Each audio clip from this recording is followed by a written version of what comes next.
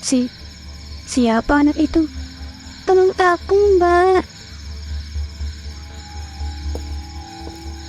Ada apa, Dek? Kamu kenapa?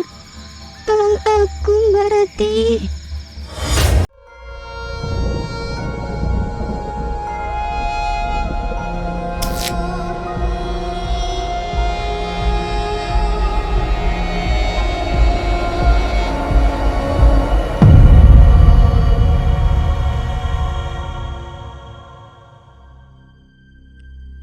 Ratih sangat terpukul ketika mengetahui kenyataan kalau ayahnya sudah meninggal.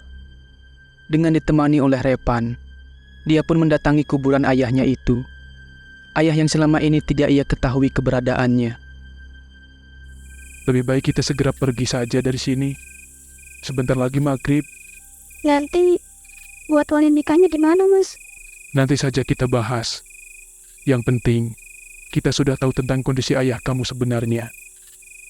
Ayo, sebaiknya kita cepat pergi dari sini. Keburu malam.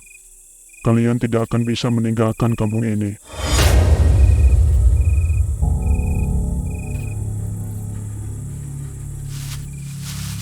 Maksud Bapak apa ya? Siapa dia? Aku takut. Tenang saja, Ratih. Ada aku. Maaf, Pak. Bapak siapa ya? Ada perlu apa sama kami? Ratih, kamu tidak boleh pergi. Kenapa? Dari mana Bapak tahu nama saya? Bapak siapa? Saya Kusno. Saya adik kamu. Ayah kamu itu adik saya. Hah? Apa itu benar? Bapak tidak bohong kan? Iya, itu benar. Ratih, ayo ikut ke rumah saya. Sebaiknya kalian menginap di rumah saya. Tapi Kalian tidak akan bisa meninggalkan kampung ini. kenapa begitu, Pak Dek? Ini sudah malam. Di sekitar kampung ini, hutan semua. Kalian tidak akan bisa menemukan jalan pulang. Kalian pasti akan tersesat. Karena itu, sebaiknya malam ini kalian menginap di rumah saya. Ratih terdiam sambil berpikir keras. Alasan yang diungkapkan oleh Pak Kusno sangat masuk akal. Mereka tidak mungkin bisa berjalan di gelapnya malam di dalam hutan. Gimana ini, Mas? Benar kata Pak Dek. Memang sebaiknya malam ini kita menginap di rumah Pak Dek. Ratih, kita tidak bisa menginap di sini. Kita harus segera pulang. Tapi, Mas, ini sudah malam. Kita gak tahu jalanan di sini. Kalau kita memaksa pulang sekarang, kita nanti tersesat. Aku paham, Ratih. Tapi kamu harus ingat pesan ibu. Kita gak boleh nginap di kampung ini. Kita harus segera pulang. Iya, Mas. Aku ingat pesan ibu. Tapi tetap saja, ini sudah malam. Aku takut kalau harus jalan malam-malam di hutan. Sebaiknya, kita nginap saja dulu di rumah Pak Dek. Pak Dek, kami akan menginap di rumah Pak Dek. Ayo kita segera pergi ke rumah Pak Dek. Meski Repan masih merasa tidak percaya dan curiga pada Pak Kusno, tapi dia tak kuasa untuk menentang keinginan Ratih. Dia pun akhirnya mengikuti keinginan Ratih.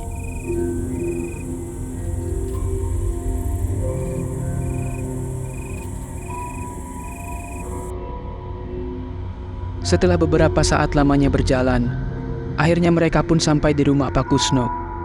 Begitu sampai, mereka bertiga pun langsung masuk ke dalam rumah itu. Pak Dek tinggal sendirian. Istri sama anak Pak Dek kemana? Istri sama anak saya sudah lama meninggal.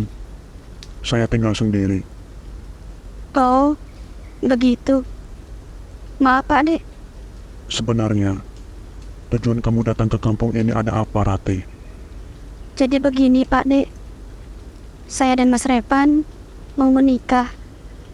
Saya datang ke sini mau nyari ayah buat jadi wali nikah saya nanti.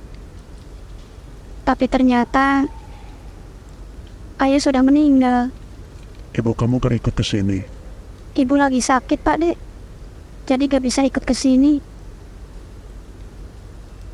Pak Dek, Kalau nanti kami menikah, Pak De mau kan jadi wali nikah saya?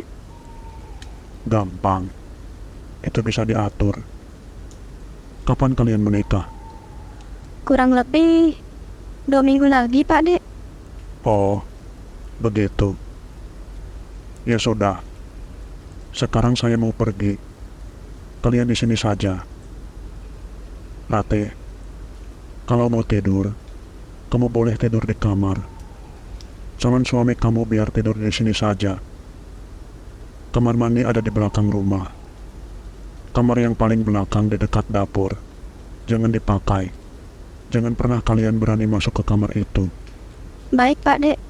Kamu paham kan, Revan? Iya, paham Pak Dek.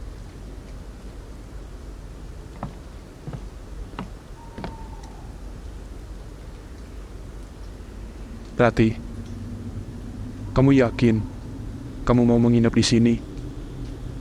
Apakah sebaiknya kita nginap di kampung lain saja? Di kampung mana, Mas? Kamu kan lihat tadi, di sekitar sini hutan semua. Kampung lainnya jauh banget dari sini. Tapi tetap saja pesan ibu kan kita gak boleh nginap. Aku tahu, Mas. Tapi pesan ibu itu gak masuk akal. Apa alasannya ibu melarang kita nginap di kampung ini?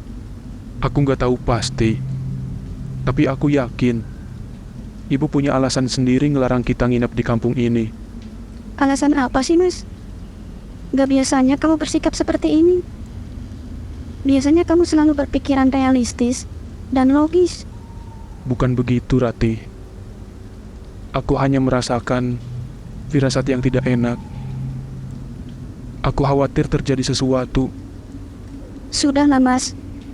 Gak mungkin terjadi apa-apa kok. Lagi pula, ini kan rumah Pak De aku sendiri. Tapi, apa kamu yakin dia itu Pak De kamu? Apa kamu yakin dia bicara jujur? Aku yakin, Mas. Gak mungkin dia bohong. Apa untungnya buat dia ngebohongin kita? Iya. Tapi tetap saja, aku masih agak curiga sama Pak De Kusno itu. Jadi, kamu mencurigai Pak De aku? Bukan begitu, Rati. Sudahlah, Mas. Aku capek. Lebih baik aku tidur. Aku kecewa sama kamu, Mas.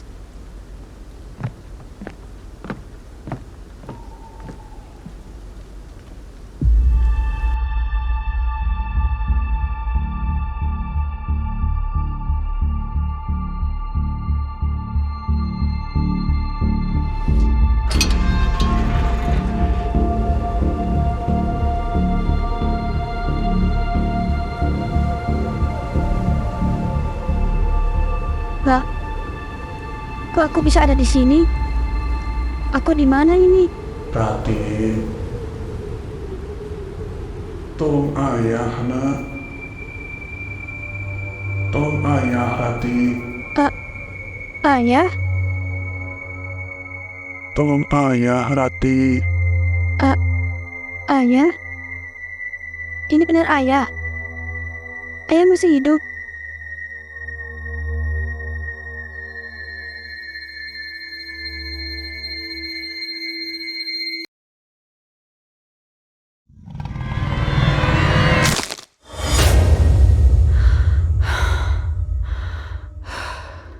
Ternyata cuma mimpi.